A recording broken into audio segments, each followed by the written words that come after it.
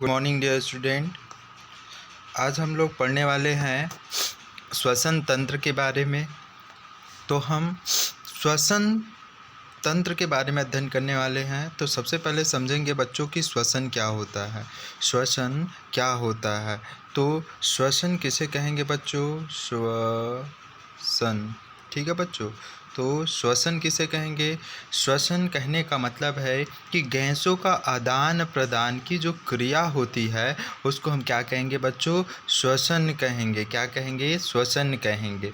तो बच्चों जो श्वसन है वह विभिन्न जीवों में भिन्न भिन्न प्रकार की होती है। जो श्वसन की क्रिया है वह विभिन्न जीवों में भिन्न भिन्न प्रकार की होती है। तो आइए समझते हैं कि जो पूरे जो श्वसन की प्रक्रिया है उसको कितने भागों में बांटा गया है। तो सबसे पहले समझेंगे बच्चों की जो श्वसन की क्रिया है उसको दो भागों में बांटा गया है। पहला है वायु श्वसन। पहला क्या है बच्चों? वायवीय श्वसन। और दूसरा है अवायवीय श्वसन। आइए उसको समझते हैं। पहला क्या है बच्चों? वायु। देखिए बच्चों, जो श्वसन की क्रिया को कितने भागों में बांट दिए? दो भागों में बांटे हैं। पहला क्या है? वायु श्वसन और दूसरा अवायु श्वसन। अब समझते हैं वायु श्वसन क्या है। तो वायु श्वसन कहने का मतलब है बच्चों कि जो O2 की उपस्थिति में या O2 की जो पर्याप्त मात्रा में यदि श्वसन की क्रिया होती है तब उसको हम क्या कहेंगे? वायवीय श्वसन कहेंगे। क्या कहेंगे बच्चों? वायु श्वसन कहेंगे। ठीक है। ये जो क्रिया है, वायु श्वसन की क्रिया है, यह मुख्यतः जो है माइटोकॉन्ड्रिया में होता है। किस में होता है? माइटोकॉन्ड्रिया, अर्थात जो स्तनधारी जीव है उस स्तनधारी जीव के अंदर उपस्थित जो माइटोकॉन्ड्रिया है उसमें ये क्रिया होती है। ठीक है। अब इस क्रिया में जो श्वसन से मुक्त जो अपशिष्ट पदार्थ है या फिर कहा जाए तो जो मुक्त जो होता है ना भाई, जैसे ग्रहण करते हैं उसके बाद मुक्त होता है, तो जो मुक्त होने वाली जो पदार्थ है वह क्या होता है भाई? कार्बन डाइऑक्साइड होता है। क्या होता है? कार्बन डाइऑक्साइड होता है और जल बनता है और ऊर्जा बनता है। ठीक है। कार्बन डाइऑक्साइड बनता है और जल बनता है और क्या बनता है? ऊर्जा बनता है। तो ये तीन चीज़ बनता है। ठीक है। तो ये किस में होता है? स्तनधारी में होता है। ठीक है। अब आगे हम देखेंगे, अब दूसरा भाग देखते हैं बच्चों। तो दूसरा दिया है हम लोगों का अवायवीय। तो अवायवीय में भी इसको दो भागों में डिवाइड कर दिया गया है। पहला है एक ऐसी जो है श्वसन की क्रिया जिसमें ऑक्सीजन की अनुपस्थिति होने पर भी वो क्या कहता है?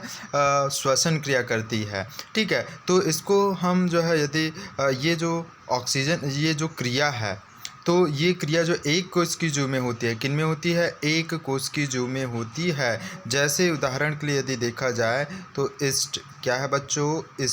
ईस्ट में ये प्रकार की जो क्रिया होती है। ठीक है। और इनसे जो मुक्त होने वाली जो पदार्थ है वो क्या होती है भाई? एथेनॉल होती है और कार्बन डाइऑक्साइड होती है और ऊर्जा उत्पन्न होती है। ठीक है। तो ये एक कोश की जीव में होती है। अब दूसरा होती है ऑक्सीजन की अनुपस्थिति में। दूसरा क्या है? O2 की कम मात्रा में, O2 की क्या है? कम मात्रा में। तो इनमें जो प्राप्त होने वाली मुक्त उत्सर्जित पदार्थ है वो क्या होगा? लैक्टिक अम्ल होगा। क्या होगा? लैक्टिक अम्ल होगा। और क्या होगा? और होगा बच्चों H2O होगा, जल होगा। और क्या होगा? ऊर्जा होगा। ठीक है। यदि इसका उदाहरण यदि देखा जाए तो ये क्या होता है? पेशीय ऊतक में होता है। ऐसी क्रिया किस में होता है बच्चों? पेशीय ऊतक में होता है। अब हम अध्ययन करने वाले हैं मानव श्वसन के बारे में अध्ययन करने वाले। क्या अध्ययन करने वाले हैं बच्चों? तो हम अध्ययन करेंगे मानव श्वसन के बारे में, मानव श्वसन तंत्र के बारे में अध्ययन करेंगे। तो मानव श्वसन तंत्र का परिभाषा क्या हो जाएगा बच्चों?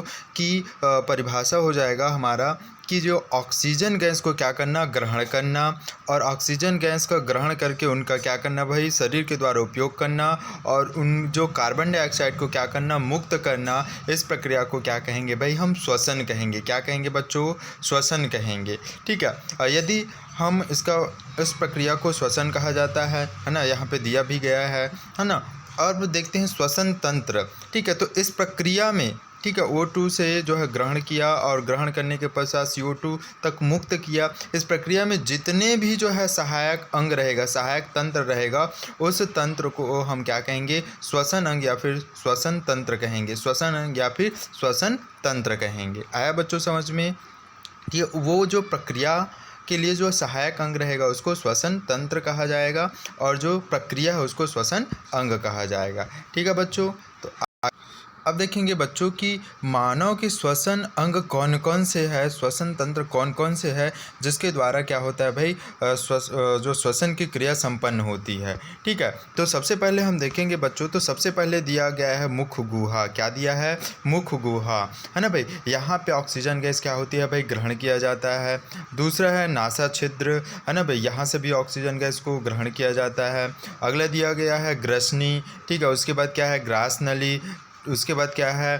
कंठ, है ना। उसके पश्चात क्या है बच्चों? उसके पास है श्वास नली। फिर दिया है श्वसनी, है ना। श्वसनी दो प्रकार का होता है, एक दायां श्वसनी और दूसरा बायां श्वसनी, इसके बारे में डिस्कस करेंगे।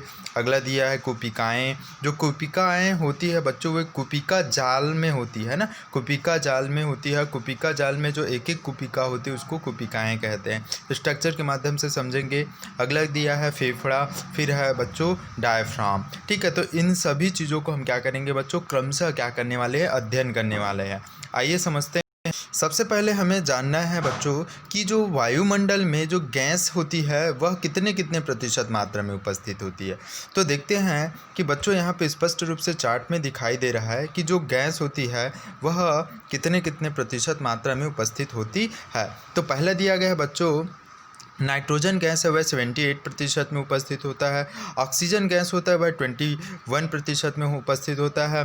और जो कार्बन डाइऑक्साइड होता है 0.93% में उपस्थित होता है। उसी प्रकार अन्य गैस है जैसे जलवायु है, नमी है, धूल कण है, हाइड्रोजन है, हीलियम है, ओजोन है, ठीक है, इत्यादि 0.03% में उपस्थित होता है। अब आगे देखते हैं बच्चों।